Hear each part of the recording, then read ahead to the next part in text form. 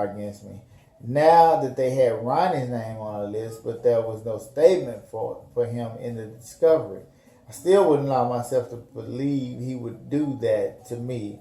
If we were to listen to all the videos and audios and read all the statements, we would have been there a couple of days. The entire case from New Orleans was included. I had already been tried for the conspiracy concerning ICE and had paid the fine and was supposed to have been over with, but the feds were picking it up and going to try me again on the same charges along with the rest of their frivolous charges. This is the government's loophole to put me in double jeopardy. After the U.S. attorney superseded the indictment 5 times, they came up with these 5 counts against me. To supersede means to alter the charges. What they came up with was as follows. Count 1, conspiracy to distribute 5 kilograms or more of cocaine.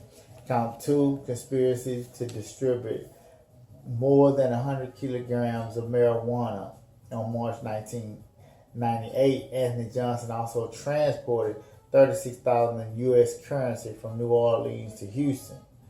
And count 3, on or about May 4th, 1999, Anthony Johnson possessed with the intent to distribute more than 500 grams of cocaine.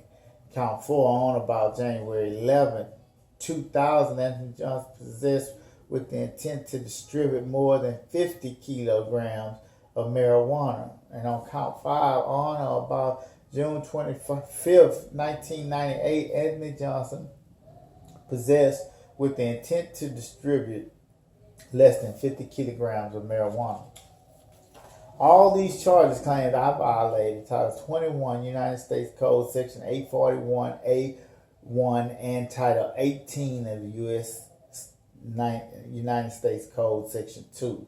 To sum all this up, I was facing 10 years to life in prison. The United States sentencing guidelines that were enacted by Congress in 1984 allows for somebody like me who has never been convicted of any crime to be put away for the rest of their lives.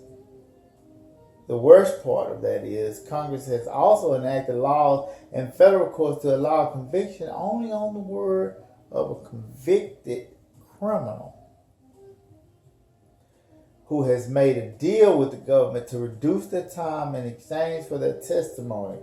I was thinking that Congress either had to be very naive or the purpose of these laws is to fill prisons for some kind of profit. What convicted criminal wouldn't agree to testify about something, whether it was truth or not, to save himself time? And this is the major reason we're here, because this system has to be looked at, and it's an issue as a community that we really need to talk about, because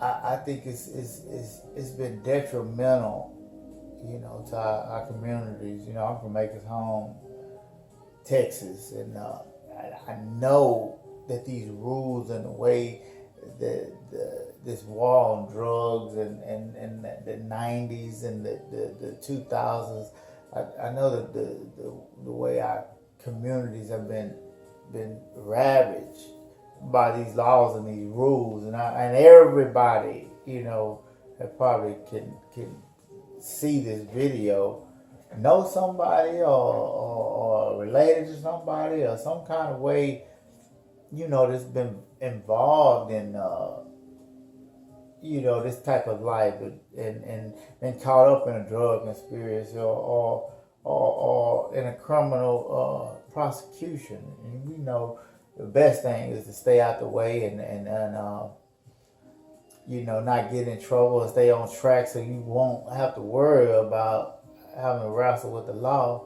But at the same time, it's there to rehabilitate and to keep our community safe. So when a person do find themselves on that side of the law, it should also be fair. And they make so many bad things so readily available, in our communities. And one of those bad things is you have so much crime and they're offering like free candy, a way to get out of the things that you're doing by bringing other people down, even when you don't really even know what other people are doing. You're just doing it because you're being guided to say things and do things, because these people are targets. They can't really be prosecuted until they get a little help, and sometimes the help is not always legal. And it's a lot of black men in our community that got in trouble and went to the feds and came back home real soon. But the only way it happened is 2, 3, 4 other guys may have got 10, 20, 30, maybe even life sentences, just so they could save themselves a few years for a crime that they committed, a debt to society that they should pay, and they not paying it. And it's hard for someone to sit there and say, make a decision between being gone 10, 15 years from their family, or just saying what this prosecutor wants you to say. You can get back to them in 3 years. A lot of people with less character and don't really care about morals, it's easy for them to make that decision. It's either me or you.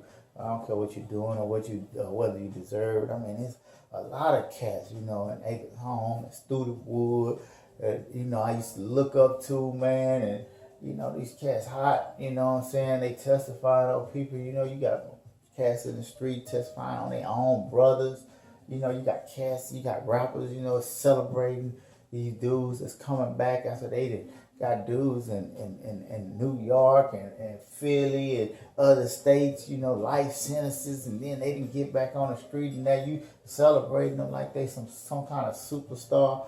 It's just a bad message, man. You got your kids, sons looking up to these dudes, man, and they rats.